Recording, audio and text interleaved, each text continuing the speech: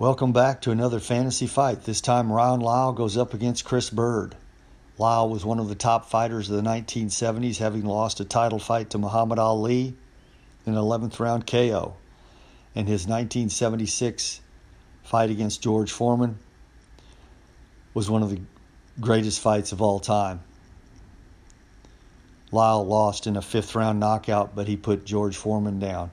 It was a classic confrontation. Byrd, on the other hand, also fought some great fighters. Ike Ikabuchi and Vladimir Klitschko were two people he lost to, but he did gain a win over Vitaly Klitschko. He also beat Evander Holyfield and David Tua. Should be a great contest. I look forward to it. Let's look at Ron Lyle's record. He was 43-7-1. His prime years were not real long, 1972 to 77. The reason for this was his late start in boxing due to his prison term.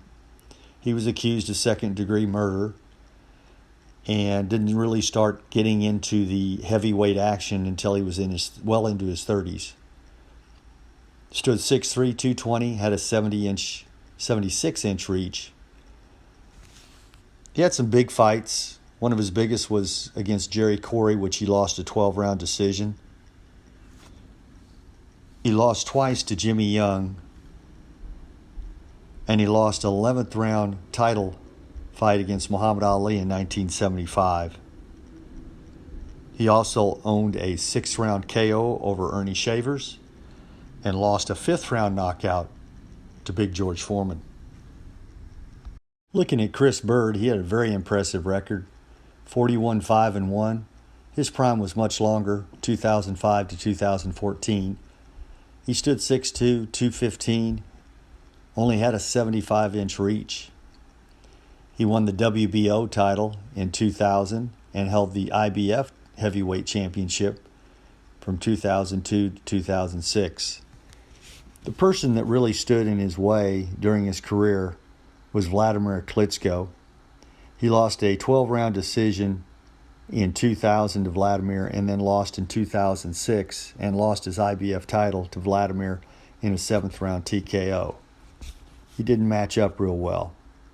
His biggest victory on his resume was probably against Vitaly Klitschko, who, because of an injury, had to quit in the 9th round. And the fight went in the books as a 9th round TKO for Byrd. But in reality, Vitaly was well ahead on points and had hurt his shoulder real bad. He lost a 5th round knockout to Ike Ikabuchi. He held wins over David Tua and Evander Holyfield and fought a 12-round draw against Andrew Golota. So he has an impressive record. Chris Byrd was very quick, mobile, very active heavyweight. Now let's take a look at Ron Lyle against a real experienced heavyweight named Jerry Corey, one of the top fighters of the late 1960s and early 1970s. He was underrated. Lyle was favored in this fight, but he was no match for Corey. Corey was a cagey veteran, outboxed Lyle, and won the decision. This is Ron Lyle in the red trunks here in one of his best fights ever, probably the best of his career, in his knockout over Ernie Shavers. Came off the canvas in the 1st round and puts Ernie away. A lot of power, very strong. That's a good heavyweight he knocked out there. Great fight. Lyle was involved in one of the great fights of all time. We've talked about this fight several times with George Foreman in Las Vegas. Here he is putting Big George on the canvas. He did lose the fight, but it was a war, and it was named Fight of the Year in 1976 as these two went at it. Here's Ron Lyle in his 1975 attempt at the world title against Muhammad Ali in the 11th round. And you see Muhammad is wailing on him. Lyle refuses to go down. He was an unusual fighter in that he did that a lot against George Foreman. They did not stop the fight. He came back and put George on the canvas. But most fighters that you see are hurt like this, you're going to call it. Now we're taking a look at Chris Byrd. Byrd's going against Ike Ikabuchi here. Both of them are undefeated. And there's the just pulverizing left hook by Ike as he sends Byrd to the canvas and wins it by knockout.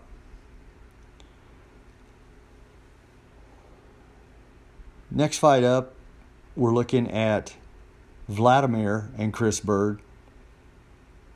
Byrd did not match up very well against Vladimir. Of course, most fighters didn't. He was in his reign of terror at this time, and you can see him put down Chris Byrd. Byrd's face is a bloody mess, and they finally stop it. Here is Byrd, one of his best fights against David Tua, in which he won the decision. So this was a big victory for him. Big win. This is Chris Byrd against Andrew Gulata. And Gulata was one of the top heavyweights at the time, made his claim to fame against Riddick Bowe. And Byrd is really cagey and ends up with a draw. But here's another example of his ability to survive against a big puncher, much like Lyle. Now let's take a look at the comparison chart between Ron Lyle and Chris Byrd. And it's pretty decisive. Byrd had superior hand speed. He's much quicker. Also, he was a better boxer.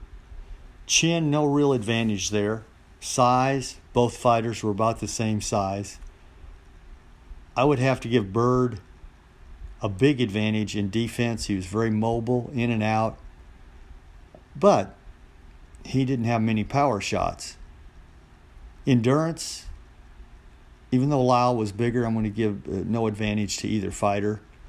On the next slide we're looking at here, adaptability. Byrd adapted to his competition. Foot speed, Byrd was one of the fastest fighters in the division, especially when he was young. Strength, Lyle was extremely strong. No advantage in jab or cuts, and no advantage in reach. They had about the same reach. Body attack goes to Lyle. Byrd has the advantage overall, 5-2-6, a 5-2 advantage.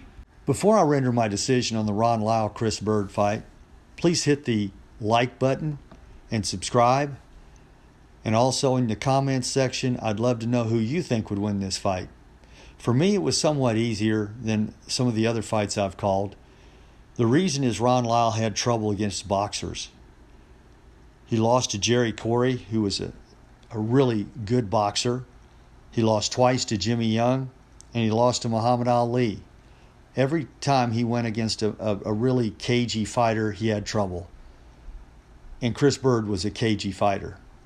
Did not hit very hard, but he tried to avoid contact and was a great counterpuncher. I give Chris Byrd 12-round decision, unanimous. Thanks for watching. Now let's take a look at the brackets. There's 32 fighters in our brackets, with 16 advancing with first-round wins.